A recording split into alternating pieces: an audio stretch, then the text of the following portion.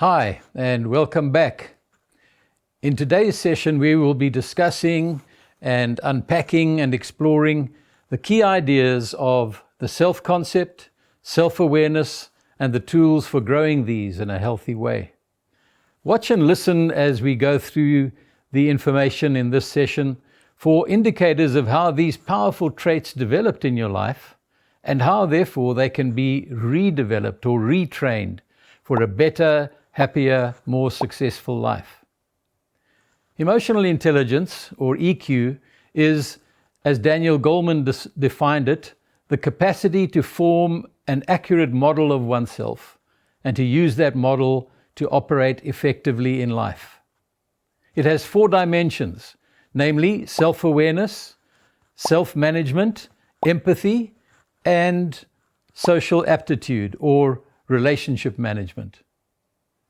The ability to control impulse is the base of our good character.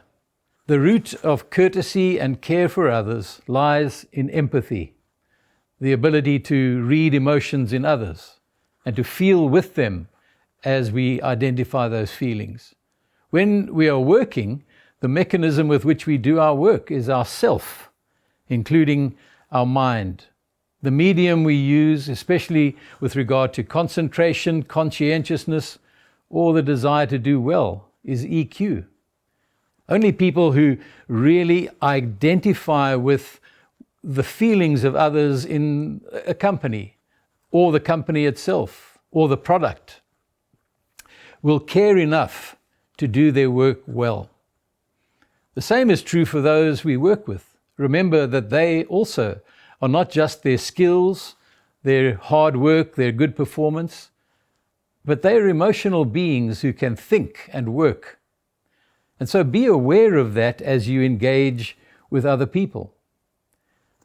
Let's take a little journey understanding the brain and how it works. It engages, in fact, from back to front in a sequence described by the acronym SAFE-TA. Those letters stand for these words. Firstly, stimulus or stimuli that come from the back of the brain into the brainstem. Those then move forward and they engage the second letter, which is A for attitude. Attitudes are habits of thought or instinctive and impulsive responses to certain things. Then we take time to engage with our feelings, that is, physical sensations, as well as anything that we immediately feel. That drills down deeper into our emotional memory. And so the E stands for emotion. And then the process moves to the front of the brain, to the prefrontal and frontal cortex. And there is where we think, where we make decisions, where we analyze well. And then that in turn leads to action or behavior. And so stimuli are those things that we engage through our senses: eyesight, hearing, smell, taste, touch, and in fact bodily sensations. Those things input signals into the brainstem. And only once those signals reach the frontal and prefrontal cortex can we analyze this input and reach decisions about what to do with them. But in between the two is where the dragon lurks. That is the functioning emotional memory system, which includes attitudes, beliefs, values, and memories. And it is what neuroscientists have called the limbic or lizard brain. The lizard brain is called that because the brain of a lizard has no space for either of the other functions of the brain, other than purely reacting to things it picks up from the brainstem. So it is a sensory reactive animal. This is the same as what the limbic brain does within the human brain. This central part of our brain operates from the emotional and impulsive reaction to things it is perceived and attaches to an emotional memory. These responses are instantaneous, faster than we think about anything. Researchers at the Bernstein Clinic, for example, found that whereas the prefrontal cortex or the conscious mind is answering questions at the rate of 1 per second, The limbic brain, the subconscious mind, is answering questions between 7 and 15 seconds before they're asked. You can probably remember occasions when you wake up dreaming of a phone ringing. And before you have woken, you dream that, and then after you wake up, the phone rings, a few seconds after you wake up. Think about a sports person diving or running or throwing a ball and seeing where they have to position their hand long before the ball has reached it. All of those are examples of how we have emotional as well as physical muscle memory. So, without being too technical here, let me emphasize that your brain stem controls autonomic functions like heartbeat, breathing, perspiration, etc., as well as perceiving what the 5 senses pick up. And those things are happening in the same space in the brain, and therefore we can be in that moment, in those few seconds, we can be a bit confused between what we should be thinking and what we are feeling. The limbic brain then is responsible for our emotions as well as our reactions. It also has a memory, for example, of ways in which we have been injured and affected either physically or, more importantly, emotionally by things and experiences in our past. It's in a constant survival mind state. And authors have spoken about the fact that the lizard brain or the limbic brain is ready at a moment's notice to do one of the 6 F's: fear, freeze, fight, flee, feed, or fornicate. It is something that reacts to the immediate stimuli, and then it does those things sometimes before we've thought about the consequences. When it triggers, it releases adrenaline, it increases your heart rate, it tightens the diaphragm, blood is pumped to the large muscles, preparing you for those fight or flight responses. And when this condition is heightened, it cancels the function of the prefrontal cortex. This state is also contagious. Others in a group will pick up nonverbal signals of stress and become stressed as well, which is the reason why emotional intelligence is so important for leaders. The prefrontal cortex is responsible for rational thought. Its natural state is what is called the rest-digest response, or the engaged mind state. It is also contagious to the group around you. It is responsible for the processing of information coming from the brainstem, for language, and also to connect the 2 hemispheres of the brain so that creativity and intuition are balanced by rationality and reason. The ways in which your brain connects between hemispheres is what creates and builds your temperament and personality. And here is a bit of good news. Neuroscience now knows that we are, all the way through our lives, creating 10,000 new brain cells every day. In addition, every one of those brain cells is capable of forming 10,000 new connections. And so you can become intellectually as well as emotionally smarter by a factor of 1 billion every day of your life. The contagion factor also works in this part of your brain, and it is this factor that makes leaders into the shapers of culture in families and organizations.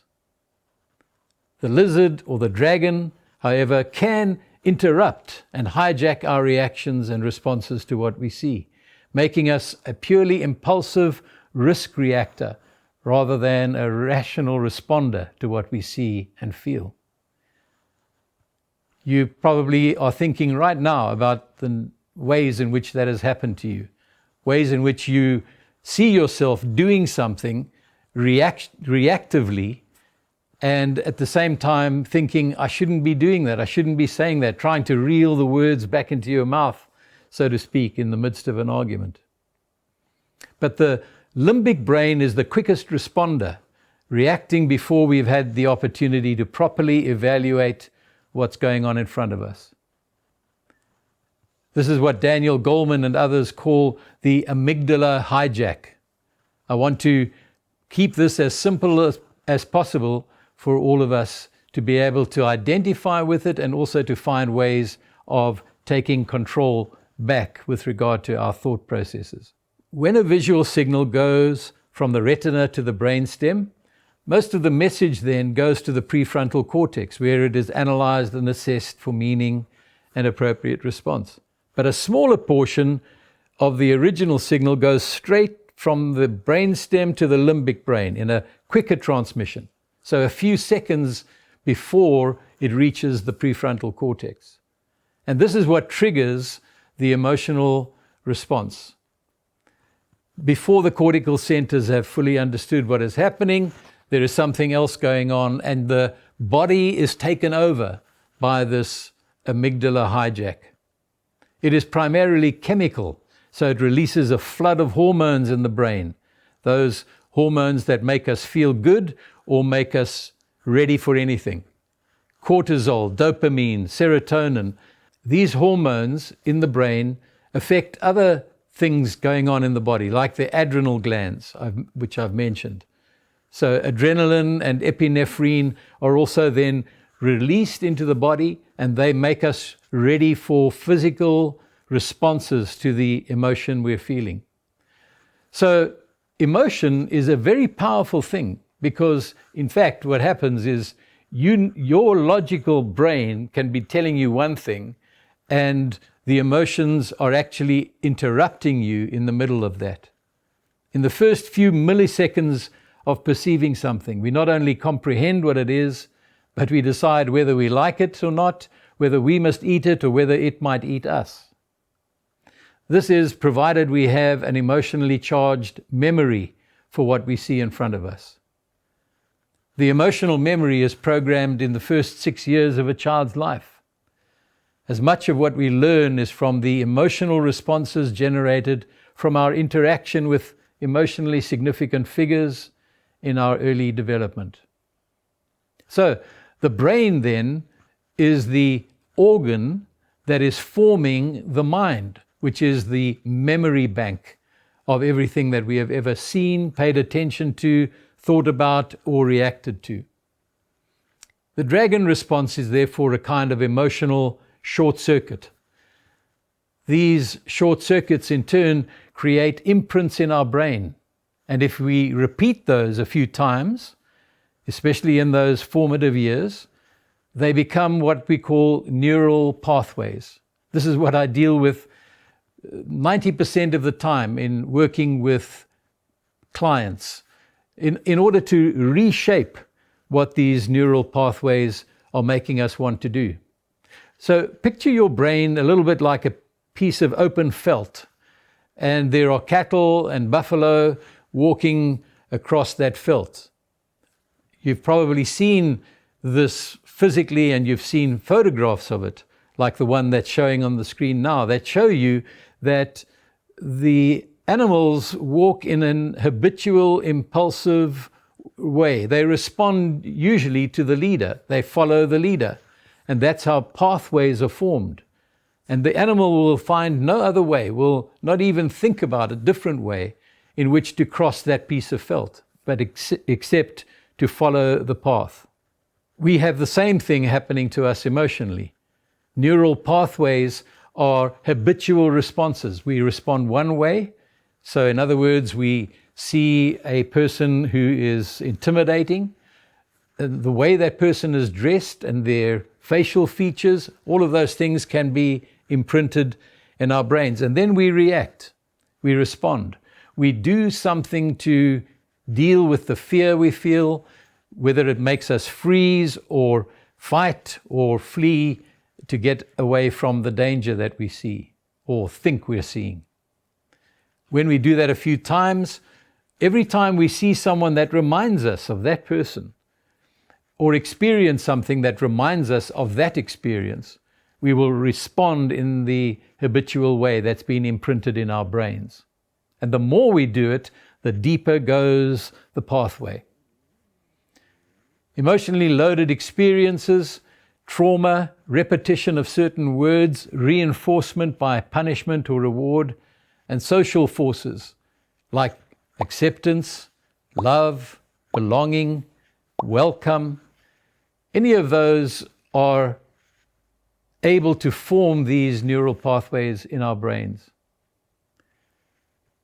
I remember an occasion when I was very young when someone told me that the person who had the fish and chip restaurant, it was really more of a kiosk, that person wanted to catch little boys, cut them into pieces and cook them with his fish. And so you can imagine, I never went near that thing. I would go to the other side of the road. I would avoid it like the plague.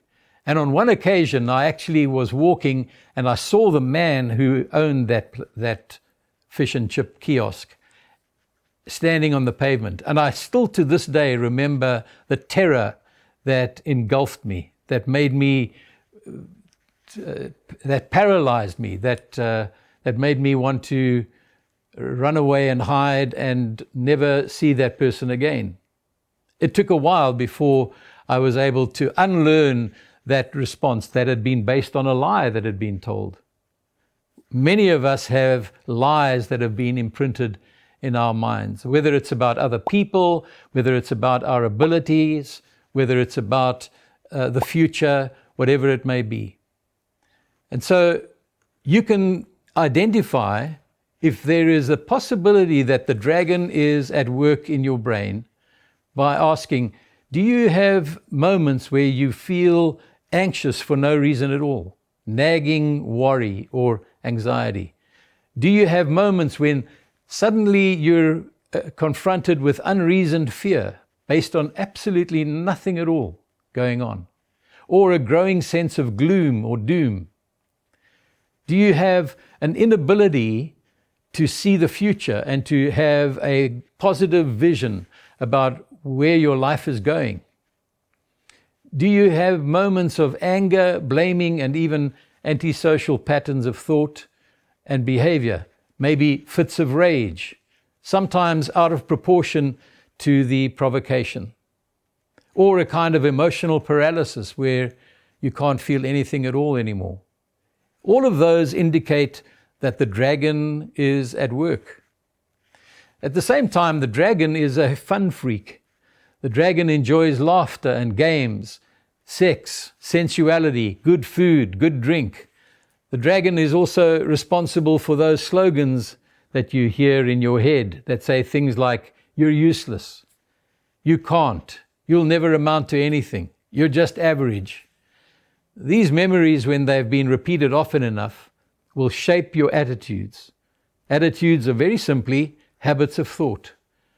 And we have them about everything: yourself, other people, other groups of people, success, social style, optimism, pessimism, and so on. The most important of these attitudes is your self-concept, which is like a computer that has been programmed and like a bank account that receives deposits and pays out emotional currency. We'll speak about this in more detail in the next session. But remember this: the dragon cannot be ignored, and its voice can never be erased. It needs to be managed or tamed. It can be put to work for good where it has sometimes been put to work for bad in your life. Emotional intelligence is manifest in the ability to take charge of our reactions and filter them through responsible and rational thought processes. That's what we're going to be learning how to do as we continue through this course. And so until next time, cheers.